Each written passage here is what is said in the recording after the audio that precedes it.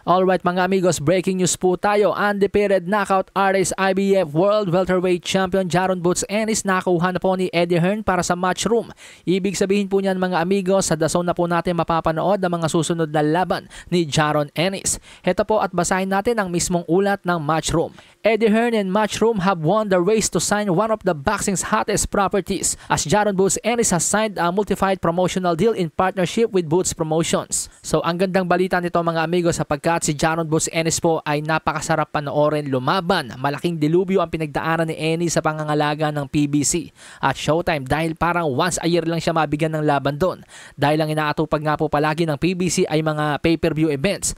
Kaya ang nangyayari karamihan sa mga fighters ng PBC at Showtime, hanggat walang pay-per-view event, natetenga po ang napakarami nilang boksingero. At isa na ron si Jaron Ennis. Hindi katulad ng mga fighters ng Top Rank at DAZN, meron silang regular shows. Hindi sila nakadepende sa pay-per-view events. Kaya naman ngayong nasa Matchroom na at DAZN itong si Jaron Ennis, makakaasa tayong mabibigyan na ito ng mas maraming laban at mas madalas. Ito po mismo ang pahayag ni Jaron Ennis matapos pumirma sa Matchroom. I'm excited for this partnership with Eddie Hearn, Matchroom and DAZN. I can't wait to continue making my mark and becoming undisputed world champion. I've been out of the ring for a year, and I cannot wait to get back in and do what I do best. Entertain the fans and put on clinics. There are blockbuster fights on the horizon for me, and I am ready to deliver them.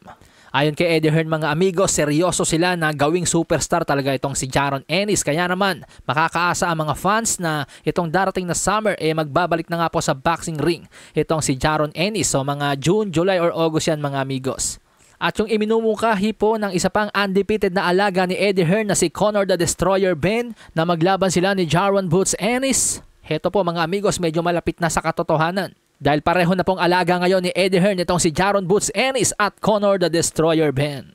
Pero ang malaking katanungan dyan mga amigos, sino nga ba yung mga malalaking pangalan na hawak ni Eddie Hearn sa Matchroom na pwede niyang ikasa dito kay Jaron Boots Ennis? Sa ngayon ang nakikita ko, bukod kay Conor Ben, itong si Shakram Giyasov, ang WBA #1 contender sa welterweight division, ang medyo mabigat-bigat na pwedeng itapat ni Eddie Hearn kay Jaron Boots Ennis. O kaya naman itong si Alexis Rocha. Hawak ito ng Golden Boy, pero dahil pareho namang hawak ng DAZN itong Golden Boy at Matchroom, hindi po siguro magiging mahirap ikasa itong laban na ito.